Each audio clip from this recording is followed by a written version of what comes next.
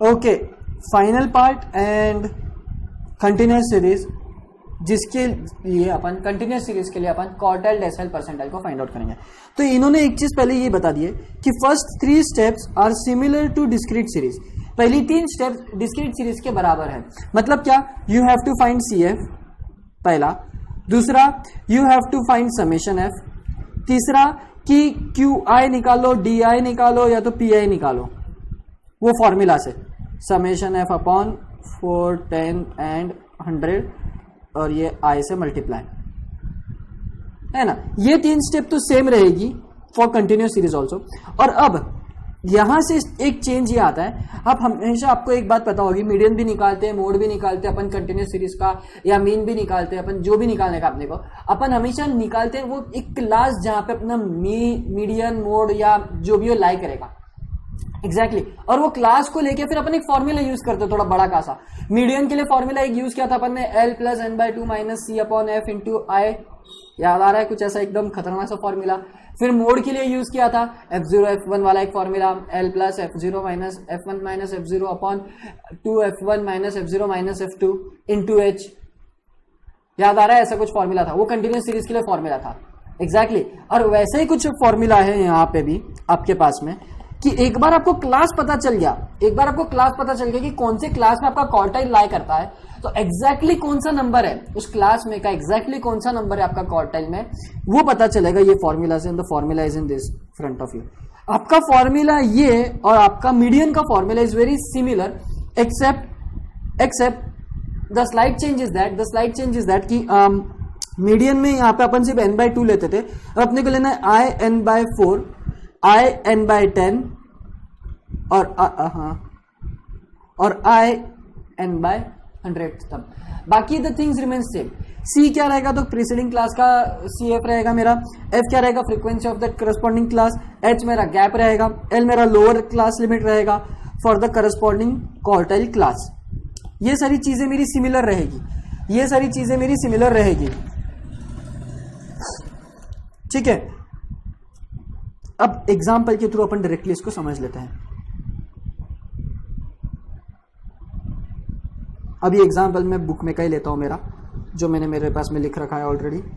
Marks, यहाँ पे frequency मतलब नंबर ऑफ स्टूडेंट्स, ये मेरा x आ गया, ठीक है। 0 से 10, 10 से 20, 20 से 30, 30 से 40, 40 से 50। यार इतने बड़े बड़े एग्जाम्पल होते नहीं है इसलिए मैं लेता नहीं हूँ। 60 to 70 और 70 to 80।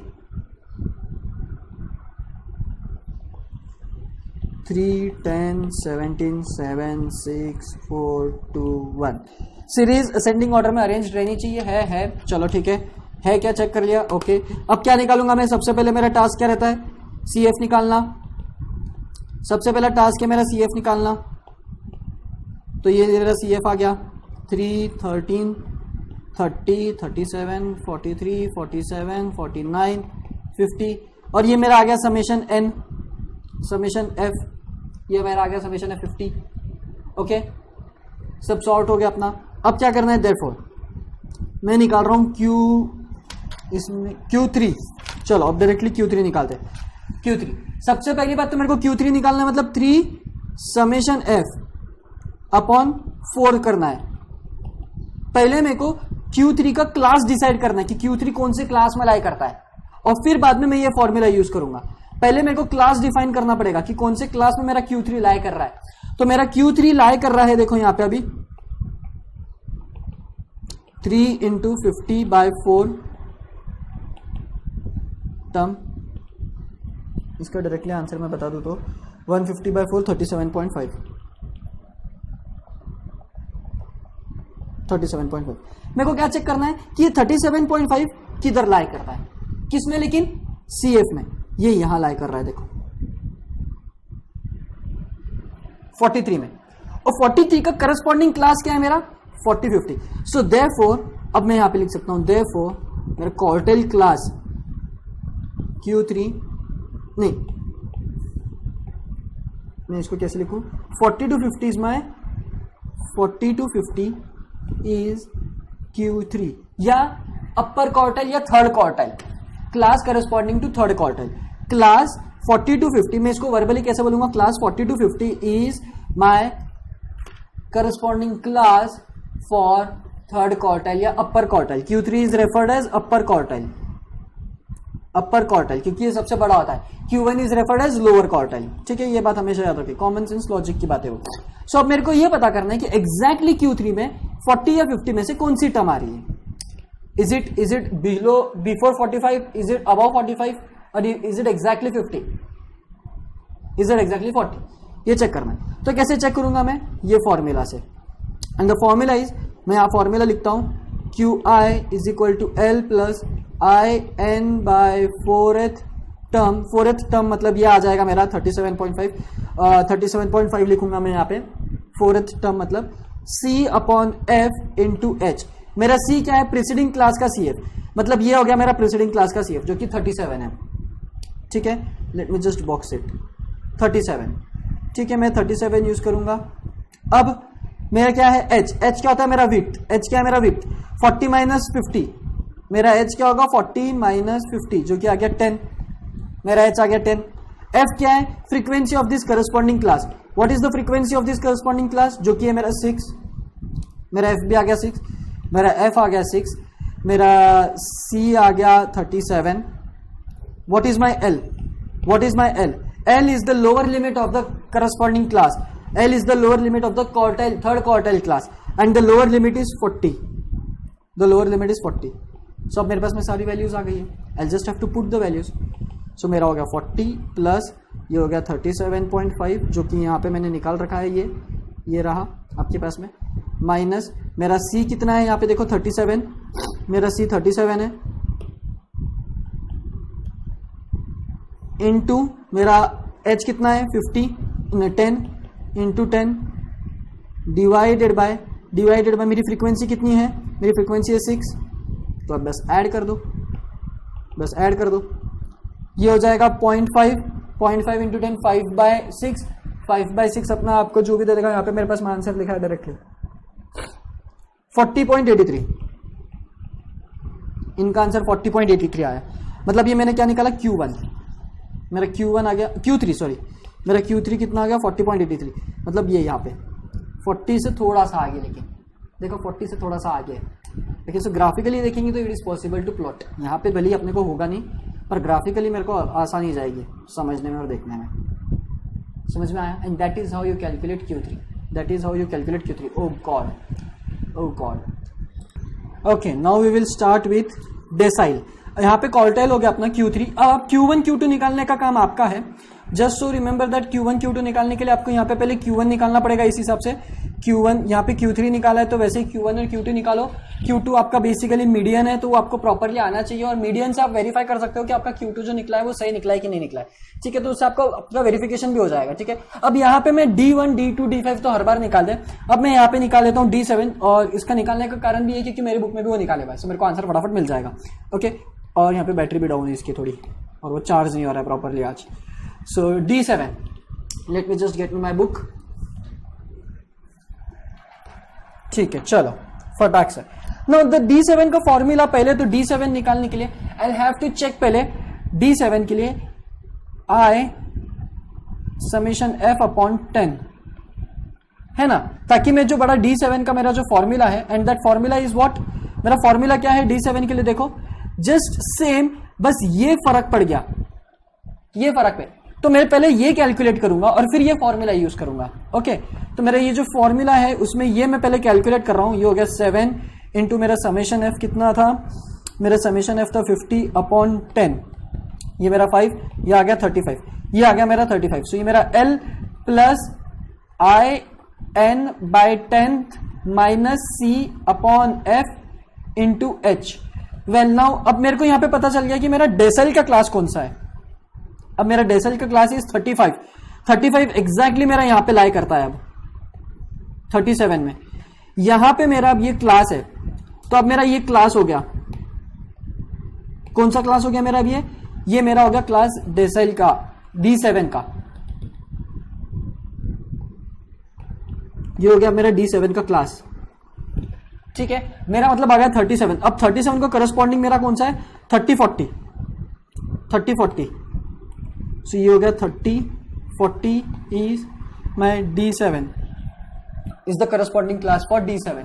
ठीक है, अब इसमें मेरा L क्या आ गया भाई, सिंपल है, L मेरा आ गया 30 प्लस, ठीक है, डिवाइड, मेरी फ्रीक्वेंसी क्या है, तो frequency for this class is my 7, ये 7 into what is my h, well we all know that 40 minus 30 is equal to 10, तो मेरा ये आ गया h 10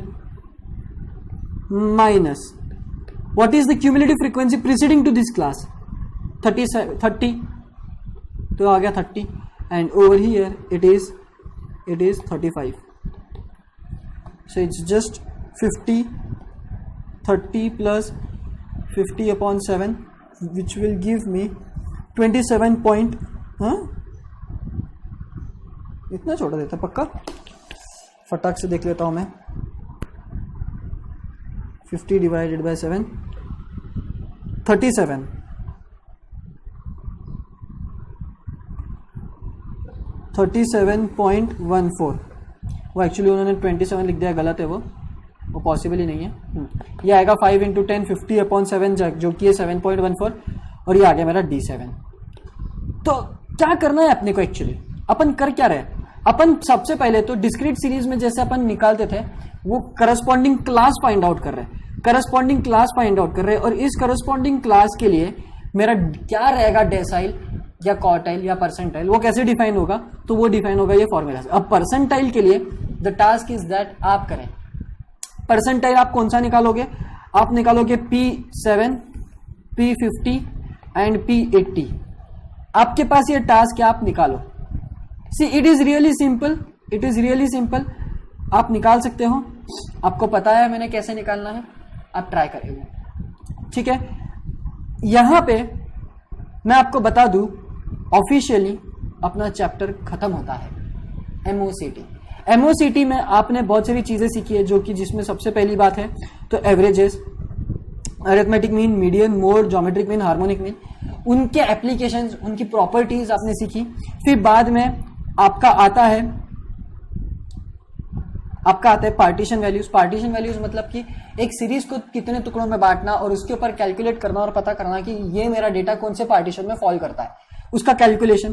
तो अब वो 3 सीरीज के लिए डिपेंड करता है, individual, discrete, continuous. Individual series रहा तो क्वार्टाइल, डेसाइल, परसेंटाइल, ये मेरे 3 पार्टीशन होते हैं. तो क्वार्टाइल, डेसाइल, परसेंटाइल को निकालने का मेरा फॉर्मूला ये है, n+1/4 इंटू आई, n+1/10 इंटू आई, n+1/100 इंटू आई, क्वार्टाइल, डेसाइल, परसेंटाइल. अगर डिस्क्रीट सीरीज रही तो पहले CF निकालो, फिर समेशन F निकालो, और फिर फॉर्मूला जो है वो ये, और ये जो है इसको अपन चेक करेंगे CF में. इसका जो आंसर आता है उसको CF में चेक करते हैं, और CF को करस्पॉन्डिंग जो वेरिएबल रहता है, CF को करस्पॉन्डिंग वेरिएबल मेरा क्या हो जाता है, डेसाइल हो जाता है, पर्टिकुलर ऑफ दैट वेरिएबल.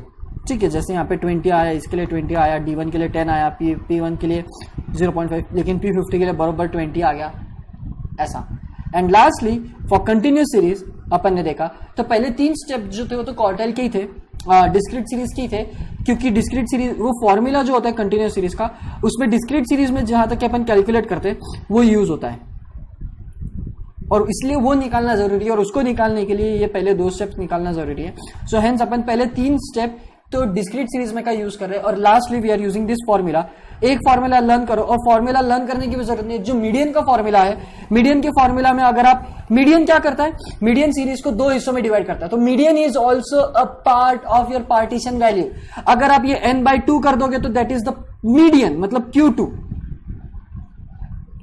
सो आप हमेशा याद रखो, आपको मीडियन का फॉर्मूला याद है, तो मीडियन के फॉर्मूला में डिवाइड बाय 4 कर दो तो क्वार्टाइल, डिवाइड बाय 10 कर दो तो डेसाइल, डिवाइड बाय 100 कर दो तो percentile. Median is also a part of percentile, इसलिए median is also part of the partition value, इसलिए उसका फॉर्मूला और पार्टीशन वैल्यू उसके सारों का फॉर्मूला एक जैसा है, सब्जेक्ट टू कंडीशंस बस ये फर्क आएगा जो आपके सामने है, क्योंकि हर एक का अपना अपना अलग अलग पार्टीशन वैल्यूज मिलता है, हर एक सीरीज को अलग अलग टुकड़ों में बांटती है, इसलिए. एंड यहाँ पे आपका ये चैप्टर खत्म होता है. In next session I will select few questions और मैं उन्हीं क्वेश्चंस को टैकल करूंगा आपके लिए. Rest the exercise we have contains 54 questions. You can solve this. Apart from this आपके पास में मॉड्यूल भी होती है सॉल्व करने के लिए, you can solve that also. ठीक है, so that's it from me guys, thank you.